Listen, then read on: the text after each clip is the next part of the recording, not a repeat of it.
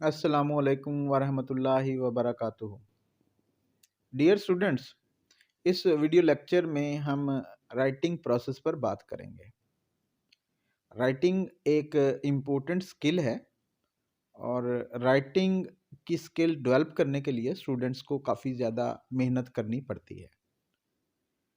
लेकिन writing skill and academic life go hand in hand. इन दोनों का ताल्लुक बहुत गहरा है। As a student, specially when you are studying at college level, तो आपको काफ़ी ज़्यादा राइटिंग करनी पड़ती है। आपको रिपोर्ट्स लिखनी पड़ती हैं, आपको प्रपोजल्स लिखनी पड़ती हैं, आपको किसी ऐसे की कंप्रीहेंशन लिखनी पड़ती है, समरी लिखनी पड़ती है। डिफरेंट टाइप ऑफ राइटिंग आपको करनी पड़ती है। अब जिस तरह से मैंने पहले कहा, राइटिंग एक मुश्किल स्किल है और ये काफ़ी ज़्यादा मेहनत के बाद डेवलप होती है। लेकिन राइटिंग स्किल कुछ ख़ास स्टेजेस से गुज़रती है।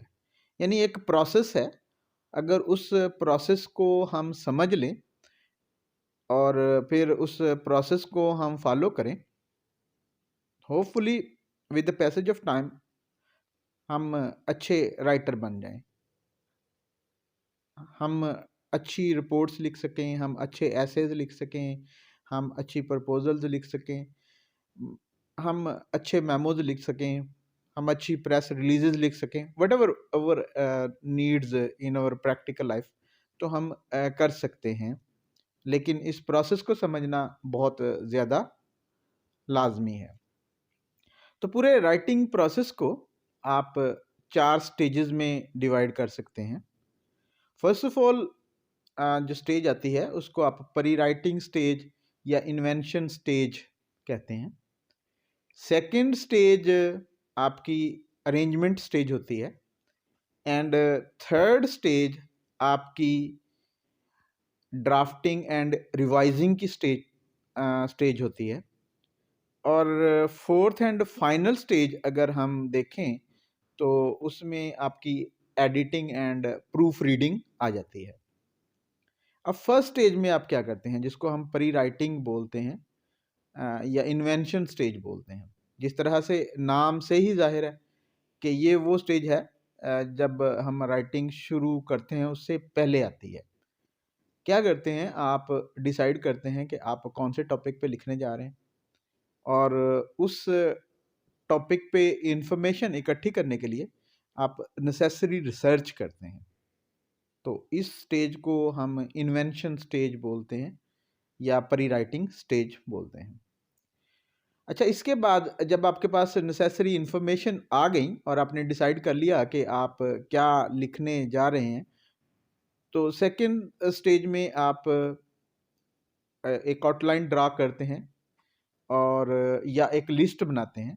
उस लिस्ट या आउटलाइन से आपको आइडिया होता है कि आप किस तरह से जो कुछ आप लिखने जा रहे हैं उसको अरेंज करेंगे। तो this stage is very much important. आप जब लिस्ट की शक्ल में लिखते हैं तो आउटलाइन की शक्ल में लिखते हैं। ये एक किस्म का मैप होता है, माइंड मैप जो आपके पास होता है और आप इस मैप को फॉलो करते हैं। वंस आप इस स्टेज से गुजर गुजर जाते हैं, नेक्स्ट स्टेज जो आपके पास आती है वो आप ड्राफ्ट करते हैं। आप एक्चुअली जिस भी टॉपिक पे आप लिखने जा रहे हैं आप उस टॉपिक पे लिखते हैं। जब आप ड्राफ्ट कर रहे होते हैं आप ग्रामर की ज़्यादा परवाह नहीं करते, आपके माइंड में जो कुछ आता चला जाता है। Specially in case of first draft आप लिखते चले जाते हैं और ये हो सकता है और बड़े-बड़े राइटर्स भी इसी तरह से करते हैं कि आपको काफ़ी ज़्यादा ड्राफ्ट लिखने पड़ते हैं फाइनल ड्राफ्ट तक पहुंचने से पहले। और ऑफ कोर्स आप उसको रिवाइज़ भी करते हैं, आप देखते हैं कि क्या इसमें कौन सी चीज़ तब्दील करने वाली है, कौन से आइडियाज़ छोड़ दिए हैं, they were important but I should have written them. तो आप डिसाइड करते हैं इस रिवीजन के प्रोसेस को देख के। एंड देन ऑफ कोर्स आप ऐसे आइडियाज़ जो नहीं अप्रोप्रिएट नहीं होते उनको स्ट्राइक आउट भी करते हैं। Final stage of course editing and proof reading की आ जाती है। अब एडिटिंग काफ़ी कंप्रिहेंसिव किस्म की टर्म है। एडिटिंग में आप अपने सेंटेंसेस की ग्रामर चेक करते हैं, आप अपने पैराग्राफ्स की फॉर्मेटिंग देखते हैं, आप आइडियाज़ को भी देखते हैं कि कौन से आइडियाज़ को आपने बहुत अच्छी तरह से एक्सप्लेन किया है, कौन से आइडियाज़ को इतनी अच्छी तरह से एक्सप्लेन नहीं किया, कोई ऐसी चीज़ तो नहीं रह गई जो आपको करनी चाहिए थी। तो ये फाइनल एडिटिंग फाइनल रिवीजन भी होती है। एंड देन आप अपने सेंटेंसेस के स्टाइल को देखते हैं। सेंटेंसेस ऑफ कोर्स आप डिफरेंट टाइप ऑफ सेंटेंसेस लिखने की कोशिश करते हैं। आप अपनी वोकैबुलरी चॉइसेस को देखते हैं कि आपने वोकैबुलरी चॉइसेस में अगर आपको नज़र आता है कि कोई और वर्ड ज़्यादा मुनासिब था, तो आप उस वर्ड को यूज़ करते हैं और पहले वाले वर्ड को छोड़ देते हैं। एंड देन आप वर्ड्स की वैरायटी देखते हैं कि अगर आप किसी ऐसे टॉपिक पे लिख रहे हैं जहाँ पे आपको एक ही वर्ड बार-बार यूज़ करना पड़ रहा है, तो आप उसके सिनोनिम्स वगैरह देखते हैं।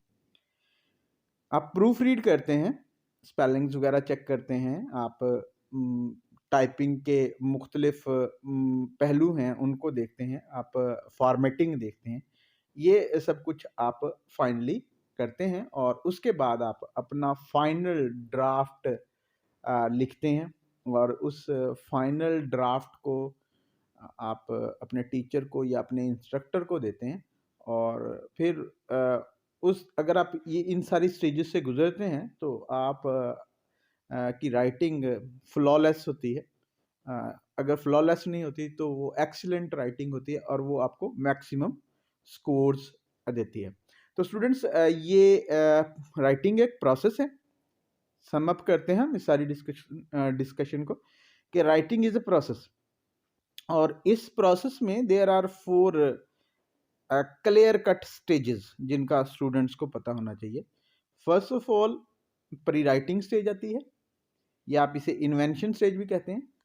सेकंड अरेंजमेंट स्टेज है एंड थर्ड आपकी ड्राफ्टिंग एंड रिवीजन की stage and final and the fourth one आपकी एडिटिंग एंड प्रूफ रीडिंग है।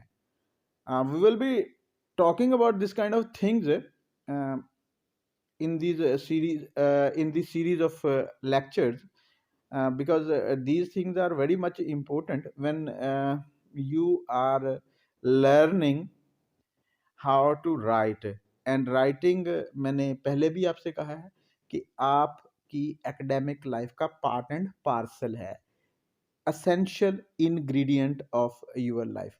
With your writing आप अपने एग्जामिनर्स को बताते हैं कि आपने किसी सब्जेक्ट को किसी मजमून को कितनी अच्छी तरह से अंडरस्टैंड किया है। ठीक है, राइटिंग इम्पोर्टेंट सिर्फ इंग्लिश के पेपर के लिए नहीं है, राइटिंग की इम्पोर्टेंस सभी पेपर्स के लिए होती है क्योंकि आपको सभी पेपर इंग्लिश में लिखने पड़ते हैं। इंशाल्लाह we'll be talking about something else in our next video lecture. Till then, Allah Hafiz.